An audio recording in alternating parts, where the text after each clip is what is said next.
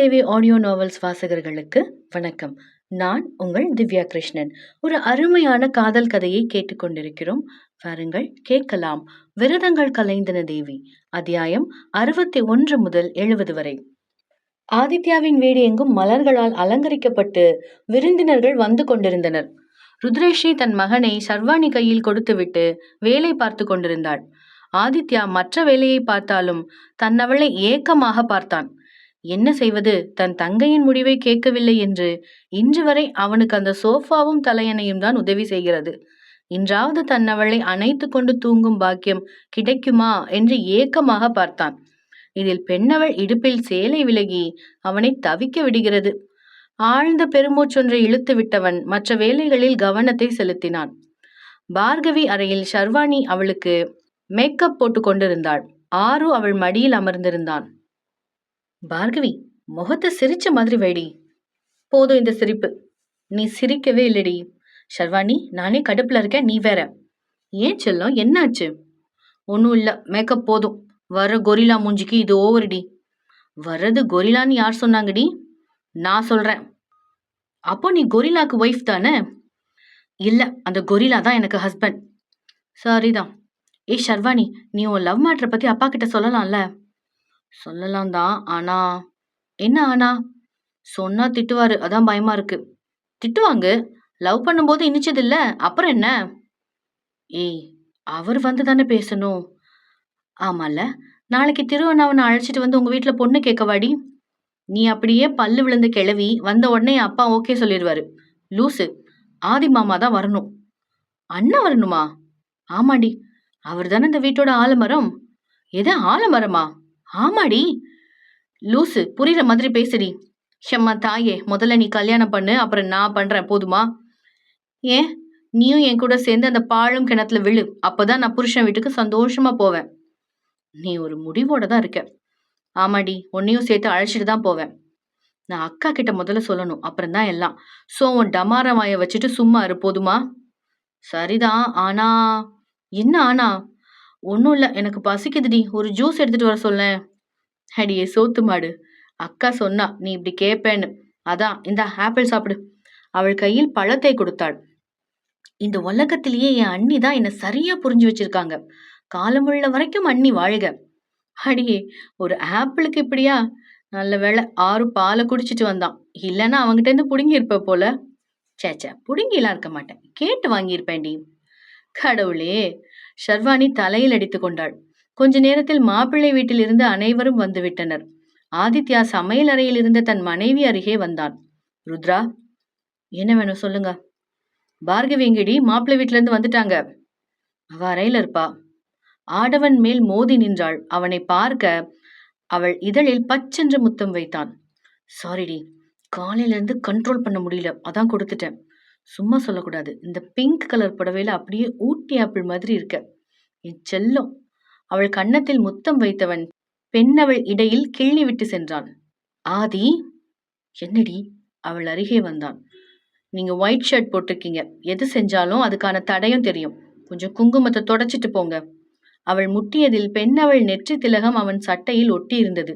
அச்சுச்சோ என்று தலையில் கை வைக்க, எப்ப பாரு ரோமியோன்னு நினப்பு, ஆளை பாரு. தன் புடவையில் குங்குமத்தை துடைத்து விட்டவள், உங்களையும் சும்மா சொல்லக்கூடாது, நல்ல அழகாதான் இருக்கீங்க. நல்ல தயிர்ல கடைஞ்சி எடுத்த வெண்ணெய் மாதிரி. முதல்ல நிச்சயம் நடக்கட்டும், அப்புறம் இதெல்லாம் வச்சுக்கலாம். பெரிய மனுஷன் மாதிரி நடந்துக்கணும், அதை விட்டுட்டு இப்பதான் 16 வயசு பையன் மாதிரி பிஹேவ் பண்ணக்கூடாது, புரியுதா? புரியுது மேடம். அப்ப சமத்து பிள்ளையா போங்க. அவனை அனுப்பி வைத்தாள். ஆதித்யா சோஃபாவில் வந்து அமர அவன் அருகே திரு அமர்ந்தான். ருத்ரா, இதோ வந்துட்டேங்க. பார்கவி அழைச்சிட்டு வா. இதோ வரேன். கொஞ்ச நேரத்தில் பார்கவி வந்தாள். அளவான மேக்கப் தான். பச்சை நிற பட்டுடுத்தி இருந்தாள். அங்கே இருந்து அவர்களுக்கு வணக்கம் வைத்துவிட்டு தன் அண்ணன் அருகே அமர்ந்தாள். நிச்சய பத்திரிகை வாசிக்கும் நேரம் பார்கவி மயங்கி தன் அண்ணன் மடியில் விழுந்தாள். விரதங்கள் கலைந்தன தேவி, அத்தியாயம் 62. நடுக்குடத்தில் மல்லிகா அத்தனை கோபத்தோடு அமர்ந்திருந்தாள். சொந்த மகளின் நிச்சயம், ஆனால் ஆதித்யா அழைக்கவில்லை. அதைவிட பெற்ற பெண் கூட அன்னை இருக்க வேண்டும் என்று எண்ணம் கொள்ளவில்லை.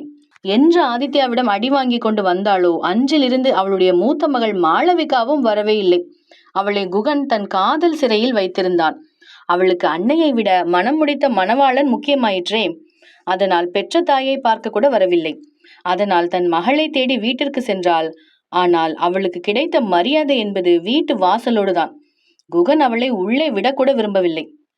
அவளுக்கு வேலை செய்ய நியமிக்கப்பட்ட நபர்கள் சந்தோஷமாக வேலை செய்வதை பார்த்து அவளுக்கு வயிறு எரிந்தது. அடியே, என்ன புது துணியெல்லாம் போட்டுட்டு சிரிச்சுட்டே வேலை செய்யற? அம்மா, இன்னைக்கு பார்கவி பாப்பாக்கு நிச்சயம், அதான் தம்பி வீட்டுக்கு வர சொல்லியிருக்கு. நாங்க எல்லாரும் வேலை முடிஞ்சதும் அங்க போறோம். இந்த புது துணி கூட தம்பி தான் வாங்கி கொடுத்துச்சு. பெத்த அம்மா என்ன கூப்பிடல, நீங்க போறீங்களா? இந்த வீட்டுல இருக்கிற யாரும் போகக்கூடாது சொல்லிட்டேன். அம்மா, இங்க உங்களுக்காக வேலை செய்யல, தம்பி சொல்லுச்சு, அதான் வேலை செய்யறோம். இந்த அதிகாரம் பண்ற வேலை எல்லாம் வேண்டாம். எங்களுக்கு சம்பளம் கூட தம்பி தான் தராரு. அவரோட பேச்சை மட்டும்தான் கேட்போம். ஏ ராக்கு, சொல்லுடி, இந்த அம்மா கிட்ட என்ன பேச்சு? வா போலாம், நேரம் ஆகுது. அடியே நில்லுங்கடி, அப்புறம் நாளைக்கு இங்க வேலைக்கே வரக்கூடாது. ரொம்ப நல்லது, இங்க வேலை இல்லைன்னா ருத்ரா அம்மா கூட வேலை செய்வோம். அவங்க நல்ல முதலாளி அம்மா. அடியே, இவகிட்ட என்ன பேச்சு வேண்டி இருக்கு? பொண்ணு அம்மாவை மதிக்கல, இவெல்லாம் ஒரு அம்மா. வாடி. அவர்கள் பேசி சென்றதை கேட்க அவளுக்கு இன்னும் கோபம் வந்தது. அதைவிட ருத்ரேஷியை ஏதாவது செய்து அவனிடம் இருந்து பிரிக்க வேண்டும் என்ற எண்ணம் உயர்ந்தது. கண்ணில் அத்தனை வன்மத்தோடு பார்த்து கொண்டிருந்தாள். அங்கே இருந்த அவர்களுக்கு வணக்கம் வைத்துவிட்டு தன் அண்ணன் அருகே அமர்ந்தாள் பார்கவி. நிச்சய பத்திரிகை வாசிக்கும் நேரம் பார்கவி மயங்கி தன் அண்ணன் மடியில் விழுந்தாள். ஐயோ, கல்யாணம் பொண்ணு மயக்கம் போட்டு விழுந்துருச்சு, இது அபசகுணமாச்சே.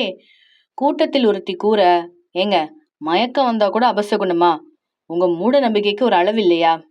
சர்வாணி அவள் கன்னத்தில் தட்டினாள். ருத்ரா, தண்ணி எடுத்துட்டு வா. ஆதித்யா கூற, இதோ எடுத்துட்டு வரேன் என்று பெண்ணவள் கையில் தண்ணீரோடு வந்தாள். பார்கவியின் முகத்தில் தண்ணீர் தெளிக்க அவள் சோர்வோடு கண்களை திறந்தாள். உடனே டாக்டர் யாரையாச்சும் வர சொல்லுங்க, பொண்ணுக்கு என்ன ஆச்சுன்னு பார்க்கலாம். டாக்டர் ஏன் கூப்பிடணும்? மாப்பிள்ளையே டாக்டர் தானே. தம்பி, கொஞ்சம் இந்த பொண்ணை செக்அப் பண்ணி பாருங்க. பாவம், முகம் ரொம்ப சோர்வா இருக்கு. சரி என்று தலையசைத்து அந்த சோளக்காட்டு பொம்மை அவள் அருகே வந்து அவளை செக்அப் செய்தான். கையை எல்லாம் பிடித்து நாடி துடிப்பை எல்லாம் பார்த்தான். அவளை கேள்வியாக பார்த்தவன் சந்தேகத்துடன் எழுந்தான். என்னாச்சு மாப்பிள்ள? ஆதித்யா கேட்க, உங்க தங்கச்சிக்கு ஏற்கனவே கல்யாணம் ஆயிடுச்சா என்ன? என் தங்கச்சியை பார்த்து என்ன பேசுற? Mind your words. ஹலோ, நான் ஒன்றும் சும்மா சொல்லல. உங்க தங்கச்சி இப்போ பிரெக்னெண்டா இருக்கா. எது, பிரெக்னெண்டா? பார்கவியே விழித்தாள். சர்வாணி அவளை பார்த்தாள். பார்கவி, என்னடி பண்ணி தொலைச்ச? அவள் காதருகே வந்து கேட்க, அடியே லூசு, முத்தம் கொடுத்தா பிரெக்னென்ட் ஆயிடுவாங்களா? ஒரே ஒரு கிஸ், அதுவும் நேற்று நைட்டு வாங்கினது. அதுக்குள்ள எப்படி பேபி வரும்? அநேகமா இவன் ஒரு போலி டாக்டர்னு நினைக்கிறேன். ஏய், எல்லாத்தையும் விளையாட்டா எடுத்துக்க கூடாது. அங்க பாரு, மாமா ஒன்னதான் முறைச்சிட்டு இருக்காரு. என் அண்ணா மட்டுமா? அண்ணியும் தான், 2 பேரும் தான். சர்வாணி, ஒரு முத்தம் கொடுத்தாலே பேபி வந்துடுமாடி? திரும்ப சந்தேகத்துடன் அவளை கேட்க, பார்கவி, ஆதித்யாவின் குரல் கடுமையாகத்தான் வந்தது. அவளோ தலையும் புரியாமல் வாலும் புரியாமல் குழப்பத்துடன் அவனை பார்த்தாள். அண்ணா என்று ஆரம்பிக்க அதை தடுத்து நிறுத்தினான். இதுக்கு காரணம் யார் பார்கவி? அண்ணா. அவள் வாய் எடுக்க, நான் தான் காரணம் என்று அஸ்வந்த் வந்து நின்றான். அவனை பார்த்த பார்கவி எச்சில் விழுங்கினாள். கடவுளே, ஒரு முத்தம், இதுக்கெல்லாமா பேபி வரும்? பார்கவி இல்லாத தன் மூளையை போட்டு கசக்கி கொண்டிருந்தாள். இங்கே என்ன நடக்கிறது என்று தெரியாமல் ருத்ரேஷி சர்வாணி இருவரும் பதட்டத்தோடு நின்றிருந்தனர். விரதங்கள் கலைந்தன தேவி, அத்தியாயம் 63. இங்கே என்ன நடக்கிறது என்று தெரியாமல் ருத்ரேஷி சர்வாணி இருவரும் பதட்டத்தோடு நின்றிருந்தனர். அக்கா, உன் ஃப்ரெண்டு புது கதையை சொல்றான். ஷர்வாணி தன் அக்காவிடம் கேட்க, நீ வேற, எனக்கே குழப்பமா இருக்குடி. அஸ்வந்த் அப்படிலாம் செய்ய மாட்டான்டி. அதை விட இந்த பார்கவி சரியான மக்கு. இந்த மாதிரி விஷயத்துல மண்டு. ஒரு சப்பாத்தியை திருடிட்டான்னு சொன்னா கண்டிப்பா நம்புவேன். இதெல்லாம் நான் நம்ப மாட்டேன். நீ நம்பவே வேண்டாம். அங்க மாமா நம்பிட்டாரு போல. சே, அவர் அப்படிலாம் இல்ல, ரொம்ப நல்லவர்டி. அக்கா, அப்போ அஸ்வந்த் அண்ணா? அவனும் நல்லவன் தான். உன்கிட்ட கேட்டேன் பாரு, என்ன சொல்லணும்? பைத்தியம், எல்லாருக்கும் நல்லவன் சர்டிபிகேட் கொடுத்துட்டு இருக்க. சரி, என்கிட்ட பேசி நல்ல சீனை மிஸ் பண்ணிடாதடி. அதுவும் சரிதான் என்று இருவரும் பார்த்தனர். அதற்குள் அஸ்வந்த் ஆதித்யா எதிரே வந்து நின்றான். நான் தான் உன் தங்கச்சி பேபிக்கு அப்பா, போதுமா? என்ன பழி வாங்குறதா நினைச்சு என் தங்கச்சி வாழ்க்கையை வீணாக்கிட்டல்ல? மிஸ்டர் ஆதித்யா, உங்க தங்கச்சி என்ன லவ் பண்றா. பார்கவி கூற, ஆமா தானே பேபி, நீ எதுவும் பேச வேண்டாம், நானே பேசிக்கிறேன். அது இல்ல பேபி, எனக்கு புரியுது உன்னோட பிரச்சனை. இப்படிலாம் நடக்கும்னு எதிர்பார்க்கல. ஆனா நடந்துருச்சு. அவ்வளவுதானே? விடு, உனக்கு நான் இருக்கேன். பார்கவி! ஆதித்யா கோபமாக தன் தங்கையை பார்க்க, அண்ணா நான் சொல்றத கேளு. பேசாத பார்கவி. உனக்கு இந்த சம்பந்தம் பிடிக்கலன்னா அப்பவே சொல்லியிருக்கலாம். ஆனா என்னை இந்த இடம் வரைக்கும் அழைச்சிட்டு வந்து அசிங்கப்படுத்திட்ட. அண்ணா நான் அப்படி எதுவுமே நினைக்கல. பேசாத. கடைசியில நீயும் என்னை ஏமாத்திட்ட. இப்படியெல்லாம் நடக்கும் தான் அப்ப தலையாட்டினியா? ஆதித்யா முகத்தை திருப்பிக் கொள்ள பார்கவி கண்ணில் நீர் வழிந்தது. அண்ணா நான் சொல்றத கேளு. இந்த பைத்தியக்கார சொல்ற மாதிரி எதுவுமே இல்ல. பேபி, என்ன பைத்தியக்காரன் சொல்ற? டேய், வாய மூடு. பேபி சோபின்ட்டு நானே கடுப்புல இருக்கேன். அண்ணா நீ நினைக்கிற மாதிரி எதுவும் இல்ல. இந்த டாக்டர் சரியான போலி, அதான் தப்பா சொல்றான். நான் யாரு?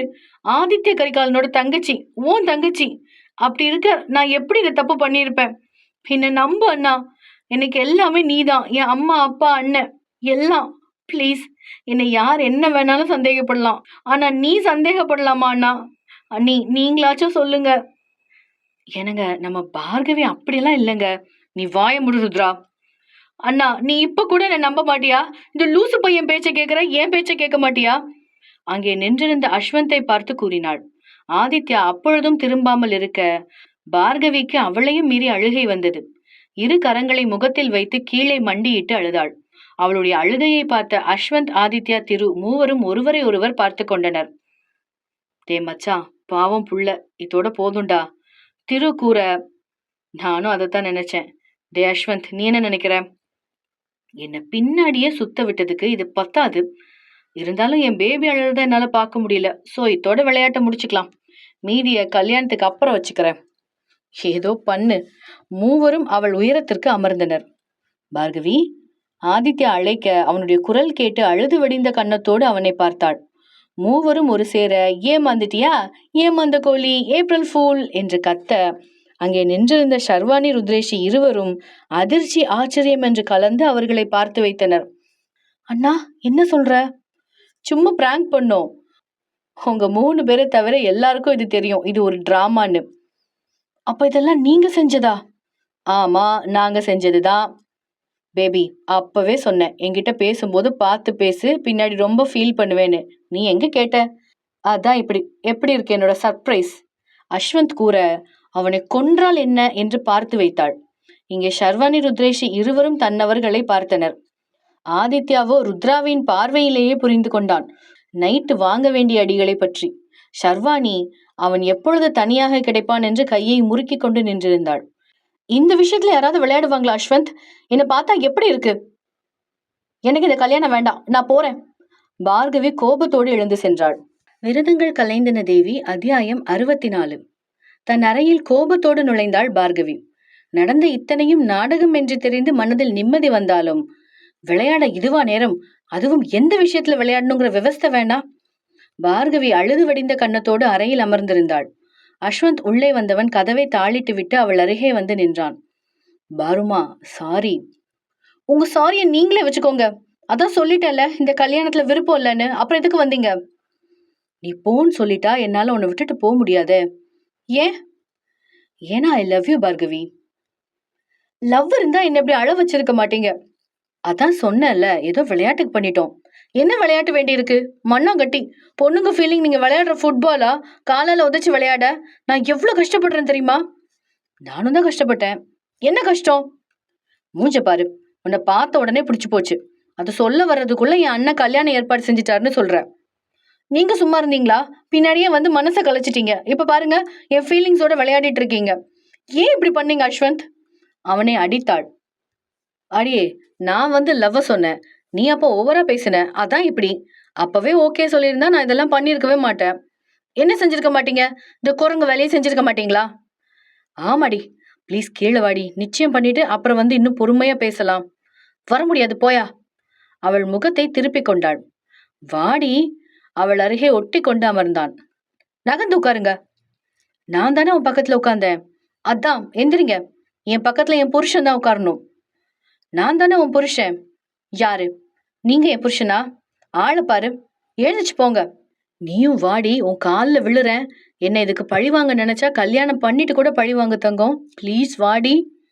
பேச்சு மாறக்கூடாது. நான் கண்டிப்பா பழி வாங்குவேன் சொல்லிட்டேன். பழி வாங்க நான் பத்திரத்துல எழுதி சைன் போட்டு தரேன்டி, வாடி. சரி வரேன். அவள் தன் முகத்தை கண்ணாடியில் பார்த்தாள். எம்மா பாரு, அழகாதான் இருக்க, வாடி என் தங்க சிலையே. போதும் ஐஸ் வச்சது, வாங்க போலாம். பாருமா. என்ன? அவன் புறம் திரும்பினாள். அவள் காதோரம் இருந்த முடியை எடுத்து விட்டவன் அவள் இதழில் முத்தம் வைத்தான்.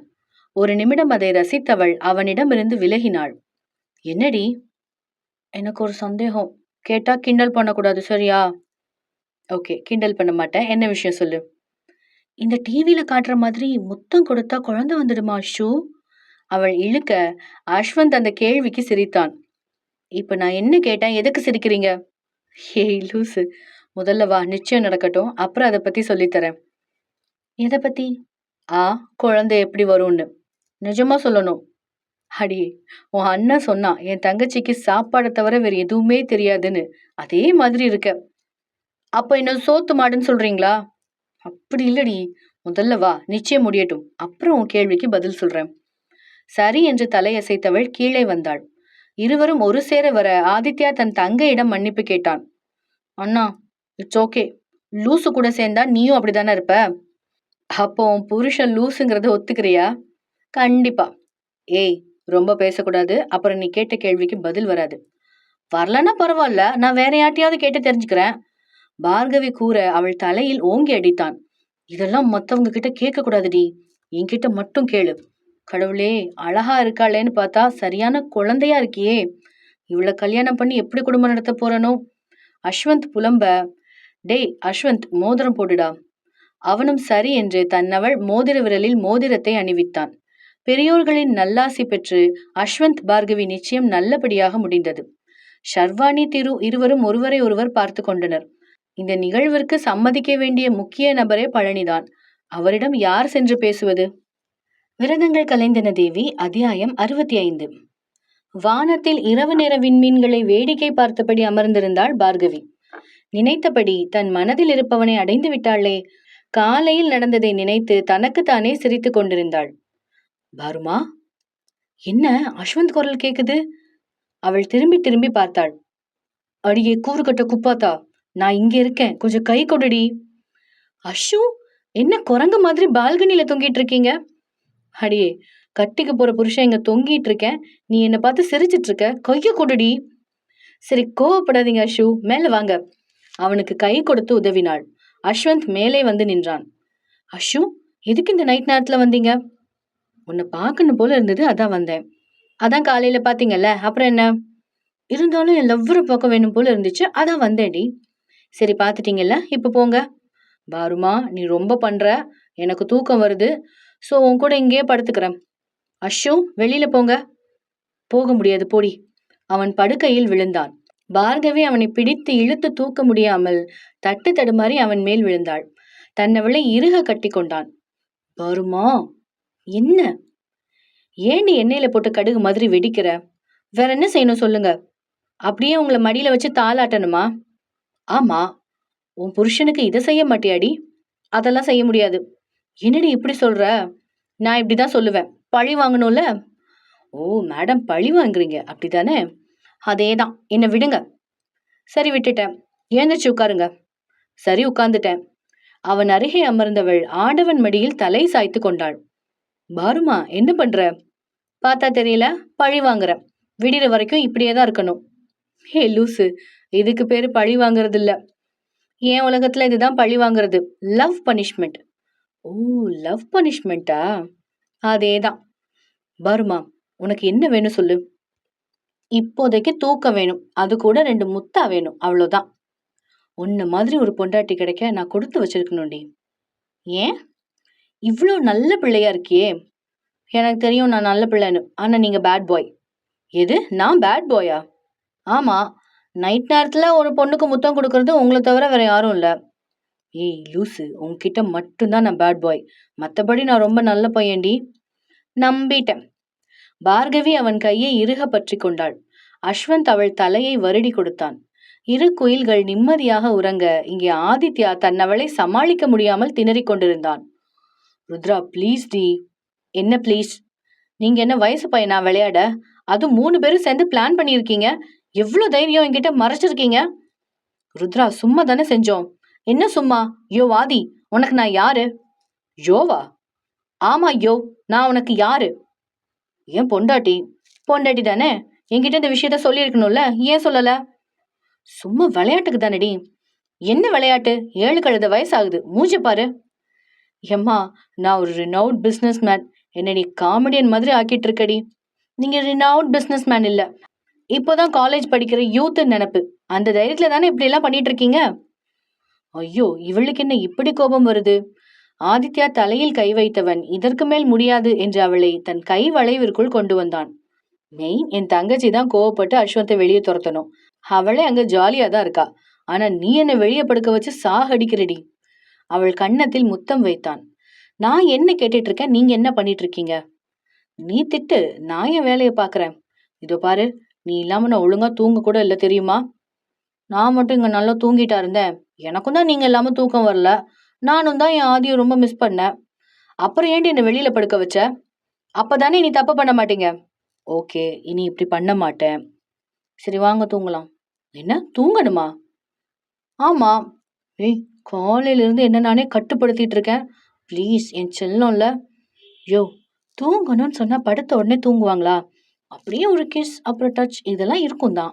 இதெல்லாம் வெளிப்படையா சொல்ல முடியுமா? தலையில் அடித்து கொண்டாள். அந்த அளவுக்கு நான் மக்கு இல்ல. இன்னைக்கு டேட் பாரு, உனக்கு பீரியட்ஸ் வர டைம். அதான் மறைமுகமா கேட்டேன். இப்போ இல்ல, போதுமா?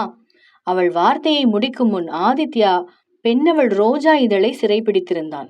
விரதங்கள் கலைந்தன தேவி. அத்தியாயம் 66. எப்பொழுதும் போல படுக்கையில் இருந்து எழுந்தாள் பார்கவி. இரவு வரை தன்னை அணைத்து கொண்டு படுத்திருந்த அஸ்வந்த் இப்பொழுது இல்லை.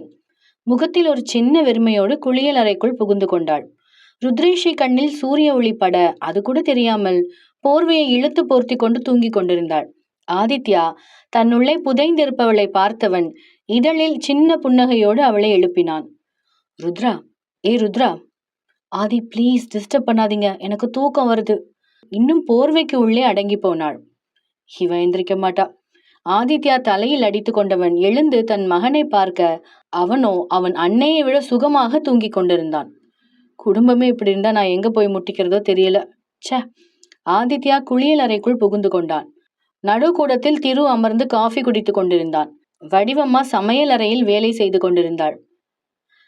போ இன்று நீயாக, வா நாளை நாமாக, உன்னை பார்க்காமலே ஒன்னும் பேசாமலே ஒன்னா சேராமலே எல்லாம் கூத்தாடுதே.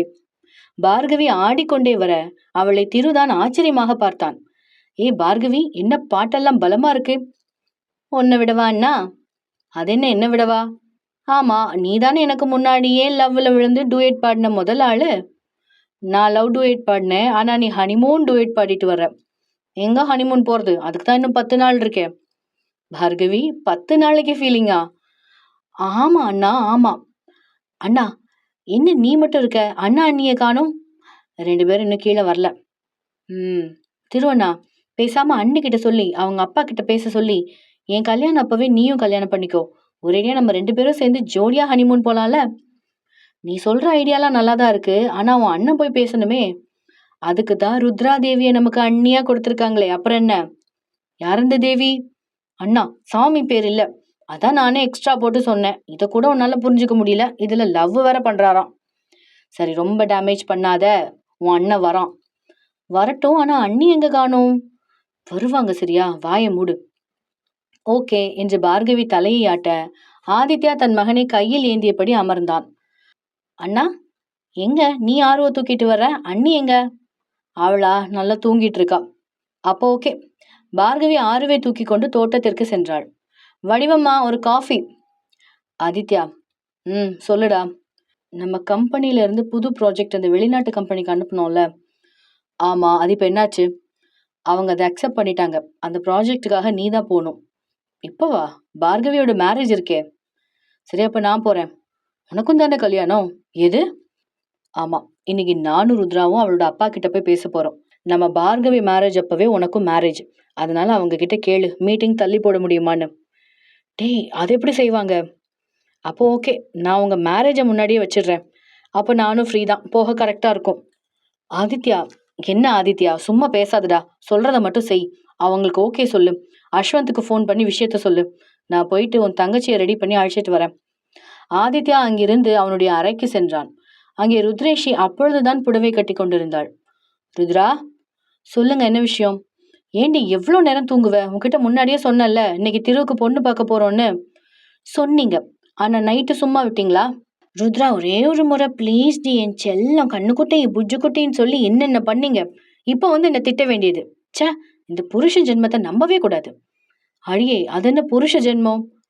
இந்த புருஷன் எல்லாம் இப்படிதான், நைட் ஆனா ஒரு மாதிரி, காலையில ஆனா ஒரு மாதிரி பேச வேண்டியது. ஒழுங்கா பேசாம வந்து ப்ளீட் வச்சு விடுங்க. சரிங்க மகாராணி. ஆதித்யா தன்னவள் கூறியதை செய்தான். விரதங்கள் கலைந்தன தேவி. அத்தியாயம் 67. வீட்டின் நடுக்கூடத்தில் பழனி ஒன்றும் புரியாமல் எதிரே இருந்த ஆதித்யாவை பார்த்தபடி அமர்ந்திருந்தார். அவர் அருகே ஷர்வாணி முகத்தில் அத்தனை பதட்டத்தோடு நின்றிருந்தாள். ஆதித்யா அருகே ஒரு பக்கம் ருத்ரேஷி அமர்ந்திருக்க, இன்னொரு பக்கம் அஸ்வந்த் அமர்ந்திருந்தான்.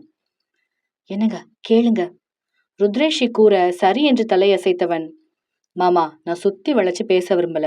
எனக்கு திரு ஃப்ரெண்டு மட்டும் இல்ல, அதுக்கு மேல அவன் நல்லவன். நம்ம ஷர்வானிய நல்லா பாத்துக்குவான். ஆமாப்பா, திரு அண்ணா ரொம்ப நல்லவர்.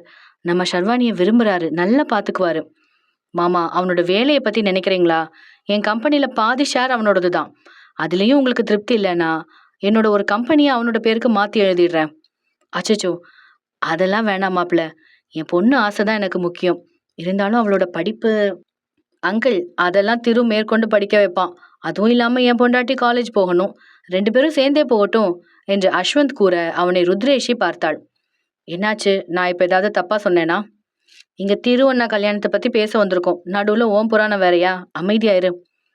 ரைட்டு, விடு என்று அஸ்வந்த் திரும்பி கொண்டான். அப்பா ப்ளீஸ், உங்களுக்கு எப்படி தங்கச்சி வாழ்க்கை மேல அக்கறை இருக்கோ அதே மாதிரிதான் எனக்கும். திரு அண்ணா ரொம்ப நல்லவரு. நம்ம பாப்பாவை பத்திரமா பாத்துக்குவாரு. எனக்காக சம்மதம் சொல்லக்கூடாதா? சரி என்று தலையசைத்தார். அப்பாடா, அங்கிள் ஓகே சொல்லியாச்சு. அப்போ என்னோட மேரேஜ் அப்பவே அவனுக்கும் முடிச்சிடலாம். அதெல்லாம் அப்பவே பிளான் பண்ணியாச்சு. நீ தான் லேட் பிக்கப். ஆதித்யா அவன் தலையில் அடித்தான். ஓ, எல்லா ஏற்பாடும் பண்ணிட்டு தான் என்கிட்ட வந்தீங்க அப்படிதானே?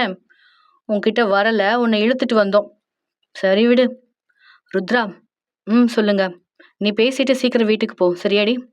நீங்க எங்க போறீங்க? நான் அப்படியே அஸ்வந்த் அழைச்சிட்டு ஆஃபீஸ் போறேன். அப்புறம் இன்னும் 10 நாள்ல கல்யாண ஏற்பாடுலாம் பார்க்கணும்ல. அப்போ நான் எப்படி வீட்டுக்கு போறது? உங்க அண்ணன் வந்து அழைச்சிட்டு போவான். சரி என்று முகத்தை சுருக்கினாள். உன் முகம் ஏன் எலி மாதிரி சுருங்குது? அப்பா வீட்டுக்கு வந்து கொஞ்ச நேரம் கூட இருக்காம வேலைன்னு போறீங்க. நானாச்சும் இன்னைக்கு இங்க இருந்துட்டு வரவா? உன் இஷ்டம். ஆனா நான் வீட்டுக்கு வரும்போது அங்க நீ இருக்கணும். எப்போ வீட்டுக்கு போவீங்க? சரியா 3 மணி. நான் இங்க இருக்கவே இல்லை, போதுமா? வீட்டுக்கு கிளம்பி போயிடுறேன். குட். இதுதான் ஆதித்யாவோட மனைவிக்கு அழகு. ஆதி, இதெல்லாம் ஓவரா இல்ல? எனக்கு இல்ல. நீ என் மனைவி, என் வீட்டுல தான் இருக்கணும். இதே மாதிரி பேசினா உன் அப்பா வீட்டுக்கும் அனுப்ப மாட்டேன். ஓகே வாடி? தெரியாம கேட்டுட்டேன். இனி இந்த பக்கம் வரல. நீங்க ஆஃபீஸ் போங்க, நான் அண்ணா வந்த உடனே வீட்டுக்கு போறேன். குட், அப்ப நான் போயிட்டு வரேன் என்று கை அசைத்து சென்று விட்டான். பழனி தன் மகளையே பார்த்து கொண்டிருந்தார். என்னாச்சுப்பா, ஏன் அப்படி பாக்குறீங்க? நீ நல்லா இருக்கியாடா? தன் குழந்தையின் தலையை வருடியபடி கேட்க, நான் நல்லா இருக்கேன்பா. உங்க மாப்பிள்ளை மகாராணி போல பாத்துக்கிறாரு. என்ன நினைச்சு நீங்க கவலைப்பட வேண்டாம். இருந்தாலும் நான் சொன்ன பொய். அப்பா, நீங்க சொன்னது பொய்ன்னு அவருக்கு தெரியாது. தெரிஞ்சா என்ன நடக்குங்கிறத என்னால யோசிச்சு கூட பார்க்க முடியல. அவர் எவ்வளவு அன்பு காட்டுறாரோ அதே போல கோவத்தையும் காட்டுவாரு. அதை நினைச்சாதான் பயமா இருக்கு. எல்லாம் என்னாலதான். அப்பா, அதை விடுங்க. உங்களுக்கு என் கையால சமைச்சு கொடுத்து எத்தனை நாள் ஆகுது? இன்னைக்கு என் கையாலதான் சமையல். ருத்ரேஷி உள்ளே சென்றாள். அவளுக்கு உதவி செய்ய ஷர்வாணி வந்தாள். அக்கா, சொல்லுடி. அக்கா, மாமாக்கு அப்போ உண்மை எதுவும் தெரியாதா? தெரியாதுடி. பேசாம அந்த உண்மையை சொல்லிடுக்கா. சொல்லலாம், ஆனா பயமா இருக்குடி. பயந்து என்ன பண்ண போற? எதுவா இருந்தாலும் பாத்துக்கலாம், பேசாம சொல்லிடுக்கா. சொல்லணும்டி. பார்கவி கல்யாணம் முடிஞ்சதுக்கு அப்புறம் சொல்லணும். சீக்கிரம் சொல்லு. இதை நீயே சொல்லாம வேற யார் மூலமாவதோ தெரிஞ்சா இதனால வர விளைவு கொஞ்சம் அதிகமா தான் இருக்கும். சரி என்று தலையசைத்தவள் வேலையில் மூழ்கிவிட்டாள். விரதங்கள் கலைந்தன தேவி. அத்தியாயம் 68. வீட்டின் நடுக்கூடத்தில் சோஃபாவில் ருத்ரேஷி பதட்டத்தோடும் பயத்தோடும் அமர்ந்திருந்தாள். அவள் அருகே இடது பக்கம் பார்கவியும் அவளது பக்கம் ஷர்வானியும் அமர்ந்திருந்தனர். ஆரு அறையில் தூங்கிக் கொண்டிருந்தான். வீட்டின் ஆண்மகன்கள் அனைவரும் கல்யாண வேலையை பார்க்க ஒவ்வொரு பக்கமும் சென்று விட்டனர். மூவரின் கண்ணும் அவர்கள் எதிரே டேபிள் மேல் இருந்த பிரெக்னன்சி கிட் அதில் இருந்தது. அதை பார்த்து ருத்ரேஷி தலையில் அடித்துக் கொண்டாள். "அண்ணி சூப்பர்!" பார்கவி கத்த அவள் தலையில் அடித்தாள் சர்வாணி. "இப்ப எதுக்குடி அடிக்கிற? நியாயமா பார்த்தா நீயும் சந்தோஷப்படணும். அத விட்டுட்டு என்ன அடிக்கிற?"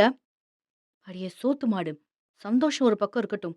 முதல்ல இந்த விஷயத்த எப்படி மாமா கிட்ட சொல்ல முடியும்? அத யோசிடி." "ஐயோ! அத மறந்துட்டேன். இனி சத்தமா பேச மாட்டேன்."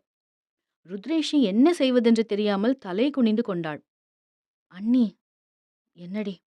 இப்ப என்ன பண்ண போறீங்க? பேசாம அண்ணா கிட்ட உண்மைய சொல்லிடுங்க."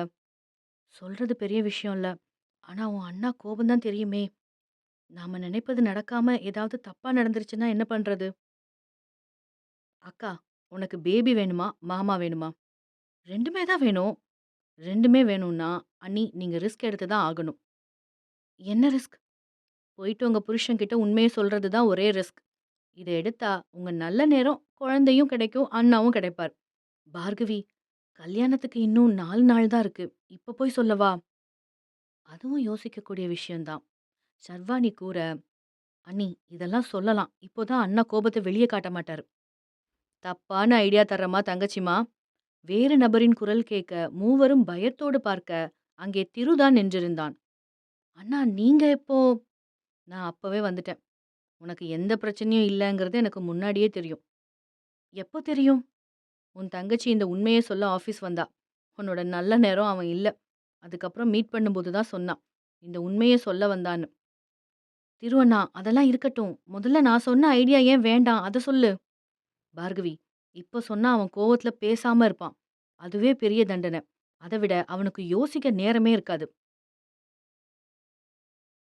"பார்கவி, இப்ப சொன்னா அவன் கோவத்துல பேசாம இருப்பான். அதுவே பெரிய தண்டனை. அத விட அவனுக்கு யோசிக்க நேரம் இருக்காது."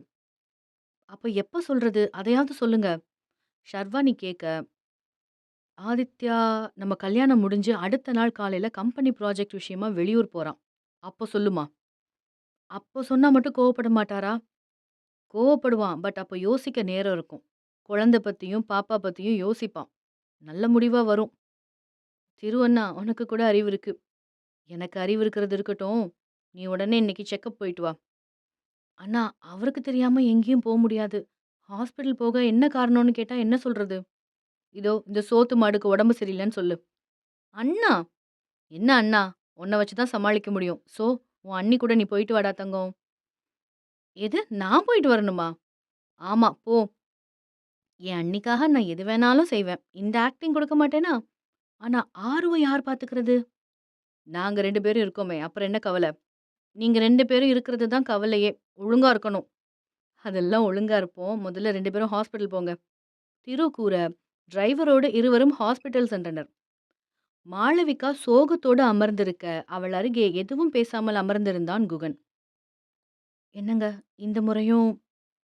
"எதுவும் இல்லை" என்பது போல ரிப்போர்ட் பேப்பரை அவளிடம் நீட்டினான். "நான் ரொம்ப பெரிய பாவம் பண்ணிட்டேன். அதான் எனக்கு இப்படி ஒரு தண்டனைய கடவுள் குடுத்துட்டாரு." "ஏய் மாளவிகா, அப்படிலாம் சொல்லாத." "என்னங்க, நான் ஏன் இப்படி மாறிட்டேன்?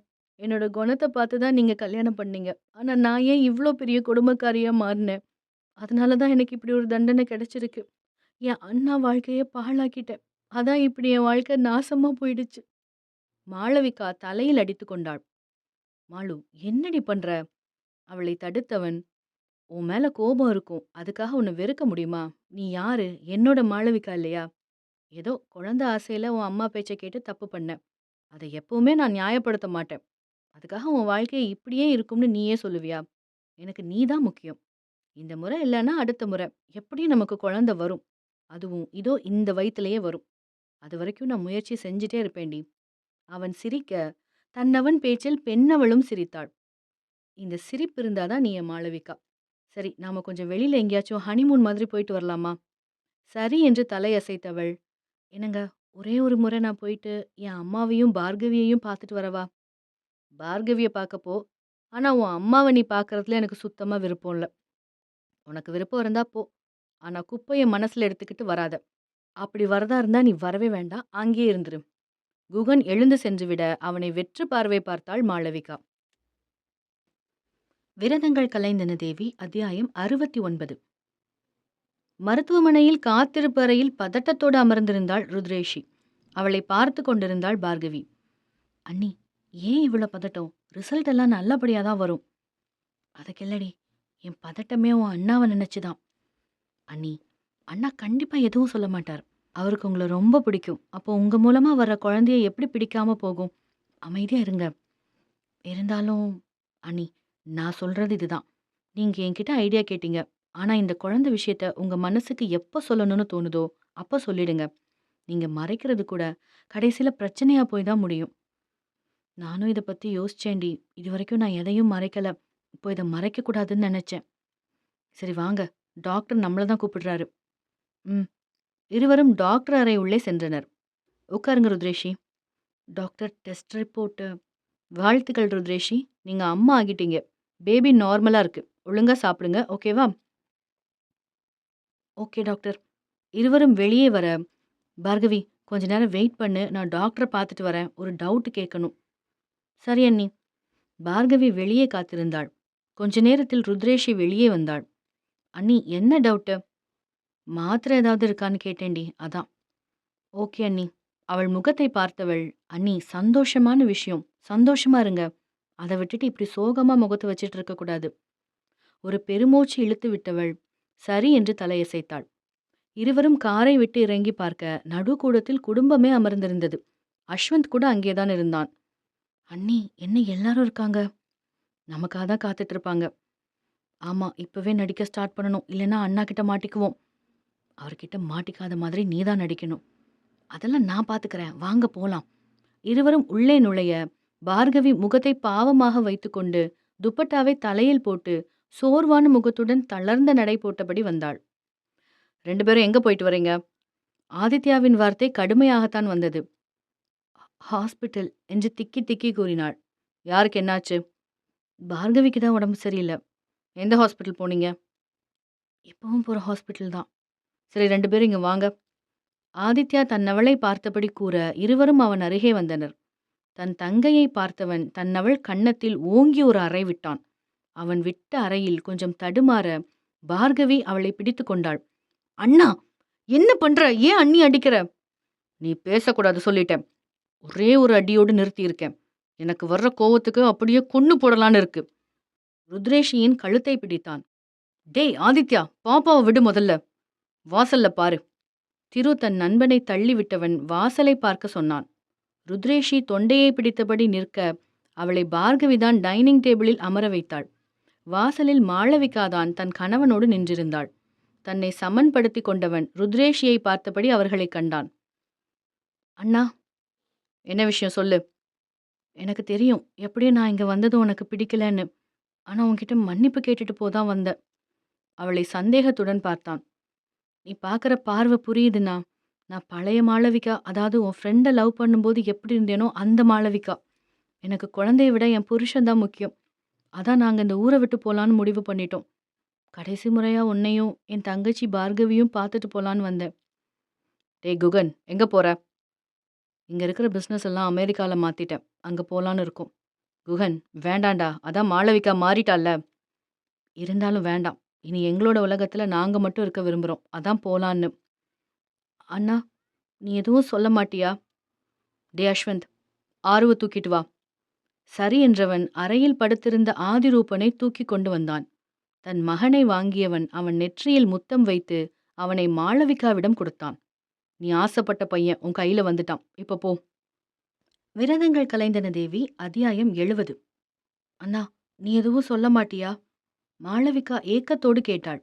அவளையே பார்த்த ஆதித்யா, டே அஸ்வந்த், ஆருவ தூக்கிட்டு வா. சரி என்றவன் அறையில் படுத்திருந்த ஆதிரூபனை தூக்கி கொண்டு வந்தான். தன் மகனை வாங்கியவன் அவன் நெற்றியில் முத்தம் வைத்து அவனை மாளவிகாவிடம் கொடுத்தான்.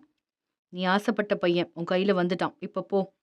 அதை எதிர்பார்க்காத ருத்ரேஷி அதிர்ச்சியோடு தன்னவனை பார்த்தாள். ஆதித்யா, என்ன பண்ற? நாங்க வந்தது குழந்தைக்காக இல்ல. மாளவிகா உன்னையும் பார்கவியும் பார்க்கணும்னு ஆசைப்பட்டா. அதான் வந்தோம். குகன் கூற, எனக்கு தெரியும் மாளவிகா மாறிட்டான்னு. ஆனா இங்க இருக்கிற ஒரு சிலர் தான் இன்னும் மாறல. சோ ஆரு இங்க இருக்கிறத விட மாளவிகா கிட்ட இருக்கலாம். ஆதித்யா அவளிடம் குழந்தையை நீட்ட, ருத்ரேஷி தட்டு தடுமாறி தன் மகனை வாங்கிக் கொள்ள, அவளிடம் தரமாட்டேன் என்ற ஆதித்யா தன் மகனை அழுந்த பிடித்து கொண்டிருந்தான். ஆதி, என் பையனை விடுங்க. யாரு உன் பையன்? ஆதி, ஆரோக்கு வலிக்குது, அவன் அழுறான், என்கிட்ட தாங்க. உன்கிட்ட தந்தா என் பையன நீயே கொன்னுடுவ.